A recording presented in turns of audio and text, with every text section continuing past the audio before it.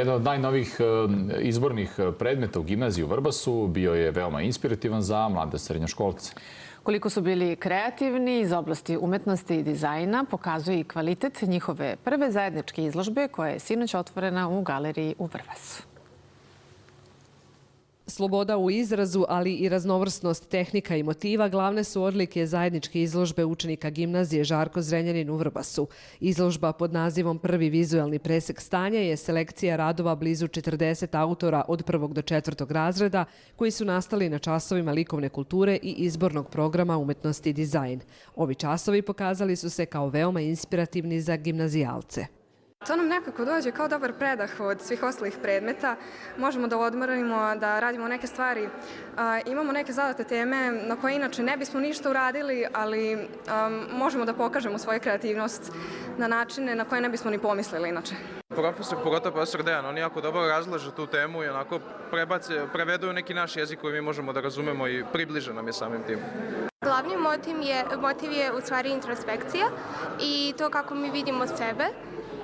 Uključen je ujedno i problem poremećaja ishrane, sa kojim sam htjela da upoznam i mlade. Mislim da mi je ova trenutna izložba pomogla da se odredim za neki deo moje budućnosti. Ako ne budem radila nešto vezano za umetnost, barem ću pokušati da ga održim kao hobi. Koordinator izložbe je Dejan Krstić, koji je jedan od nekoliko profesora na relativno novom, ali veoma popularnom izbornom programu Umetnost i dizajn. Ova izložba, pored tradicionalnih tehnika, podrazumeva i nove medije, što mi je isto veliko zadovoljstvo što mogu ja to i time da ih podučim. Pa tu imamo i film, i fotografiju, i instalaciju, dizajn korice knjige.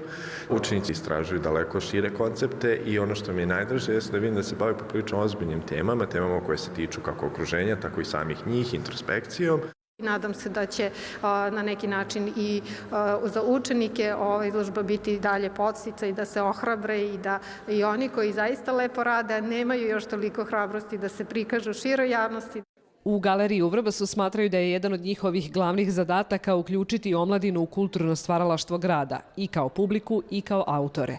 Vi danas decu ili omladinu možete vidjeti na sportskim terenima i eventualno u školama, ali nedostaju u kulturnim institucijama, nedostaju na zvaničnim događajima, nedostaju svugde tamo gde oni verovatno misle da nije prosto njihovo mesto, jer kao da ne pripadaju tu.